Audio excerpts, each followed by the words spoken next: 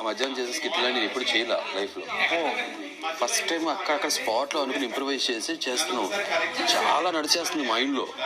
పెళ్లి కొడుకు, తల్లి, ఓకే, పెళ్లి కొడుకు ఫ్రెండ్,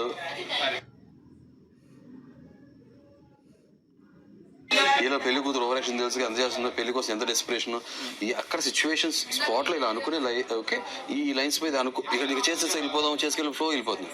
ఈ లోపల పక్క నుంచి ఇల్లు చేస్తుంటే మీరు సరదాగా చేస్తుంటే ఏమన్నా అసలు నాకు వెళ్ళదు. నాకు రిజిస్టర్ అయితే అప్పుడే ఉండండి ప్లీజ్ డోంట్ డూ దట్ అనేవాడిని అప్పుడే. అదే ఇందాక ఎందుకు వచ్చిందంటే ఆ మాట అన్నాక నేను అప్పుడు రిజిస్టర్ అయింది, తింటున్నాం కదా. మీకు వినబడలేదు. మనీష్ అడిగాడంట ఎవరు ఉన్నాను నన్ను ఎవరిని చెప్పి అడిగాడంట.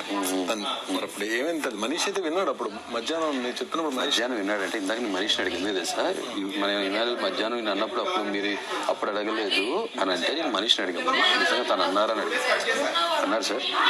2 times విన్నాను నేను అదే అర్థం కాలేదు, షాక్ అయ్యాను. మీరు ఎందుకు రెస్పాండ్ అవ్వలేదు, రియాక్ట్ అవ్వలేదు, మీరు కంఫర్టబుల్లో ఉన్నారేమో అనుకున్నాను నేను అన్నారు మనీష్. నా వర్క్లో ఉండి ఆ టాస్క్ ఏదో సరదా చేస్తున్నాం కదా, ఒక చిన్న స్కిట్ లాంటిది. నాకు నేను రిజిస్టర్ అవ్వలేదు. నిజంగా రిజిస్టర్ అయితే అప్పుడే అడిగేసాడు. ఇప్పుడు కూడా పాయింట్ ఎందుకు తీసుకొచ్చానంటే తను వచ్చి సారీ చెప్పాడు. సారీ చెప్పినాక బిగ్ బాస్ ఎంత టైం అని అడిగారు కదా, టైం చెప్పండి అన్నప్పుడు బ్రదర్ అన్న చూసి టైం చెప్పండి, దానికన్నా మరి ఇందాక మీరు చూసి మాట్లాడితే బాగుండేది, తక్కువ నోరు జారీసే సార్ అది నాకు మధ్యాహ్నం గుర్తుంటే మధ్యాహ్నం చెప్పేసాడు. ఖండించేవాడు, ఇలా మాట్లాడద్దు బ్రదర్, నాకు నచ్చదు, నేను ఎవరైనా ఇక్కడ పెట్టుకోవాలనుకుంటా, ఇక్కడికి ఎక్కించుకో.